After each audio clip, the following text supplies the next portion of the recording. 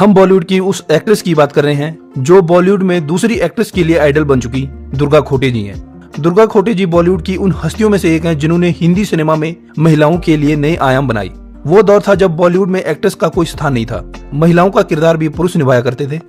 ऐसे दौर में दुर्गा खोटे जी ने फिल्मों में एंट्री की और हीरोइन के तौर पर अपनी पहचान बनाई। तुम्हारे सामने की बहन मृणालवती खड़ी है। हरगिज़ नहीं, खुददार मोगलों की आबरू इतनी हल्की नहीं, ये नाची लौंडी के बराबर टूट जाए।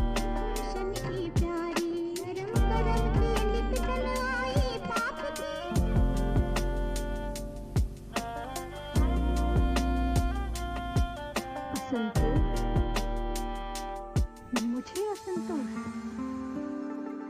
बदले का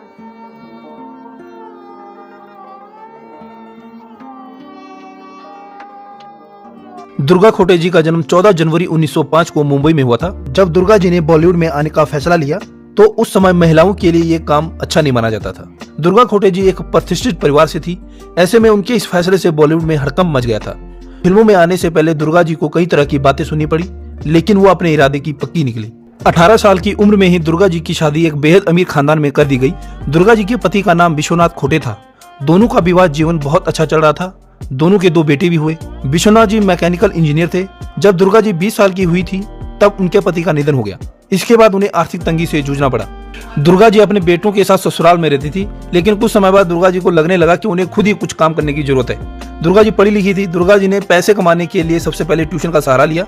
फिर एक दिन उन्हें फिल्म फरेबी जाल में काम करने का प्रस्ताव मिला। ये वो दौर था जब बोलती फिल्मों की शुरुआत हुई। पैसे की मजबूरी के चलते दुर्गा जी ने रोल स्वीकार किया। फिल्म में दुर्गा जी का रोल महज 10 मिनट का था, जिसके कारण उन्हें फिल्म की कहानी के बारे में कोई जानकारी नहीं थी। फिल्म रिलीज हुई तो खराब कंटेंट की वजह से दुर्गा जी को सामाजिक आलोचना का सामना करना पड़ा। आलोचनाओं के चलते दुर्गा जी फिल्म इंडस्ट्री में अपने पहले कदम में ही लड़खड़ा गई और उन्होंने फिल्म से अपने कदम वापस खींच लिए। इसके बाद इत्तेफाक से इस फिल्म से निर्देशक वी शांतारमण की नजर दुर्गा जी पर पड़ी। उन्होंने अपनी फिल्म अयोध्येचा राजा में उन्हें मुख्य पात्र तारामती का किरदार निभाने का प्रस्ताव दिया।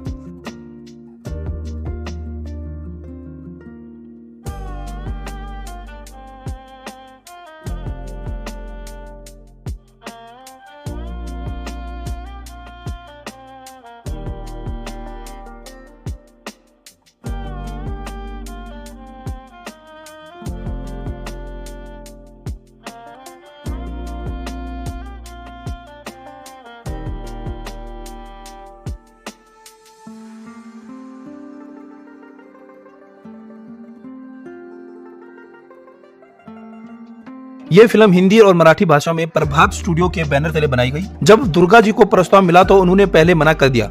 फिर शांताराम जी के समझाने पर दुर्गा जी ने खुद को दूसरा मौका दिया।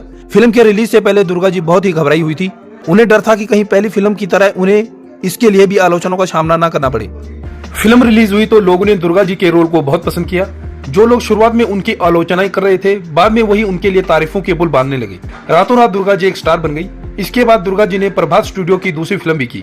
ये फिल्म थी माया मच्छिंद्र। इस फिल्म में दुर्गा जी ने एक रानी का किरदार निभाया जिसका पालतू जानवर चीता था।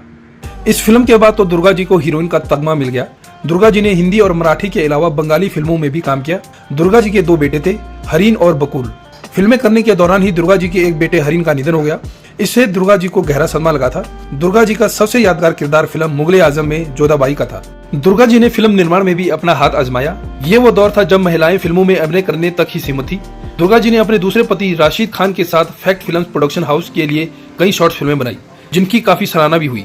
दुर्गा जी हमेशा से विदेशी फिल्म फेस्टिवल में जाती थी। इस कारण उनके अंदर एक अच्छी फिल्म का निर्माण करने की समझ आ गई थी। दुर्गा खोटे जी ने लगभग 50 साल फिल्मी दुनिया में काम किया और करीब 200 फिल्में की। उन्हें दादा साहेब फाल्के पुरस्कार से सम्मानित भी किया गया।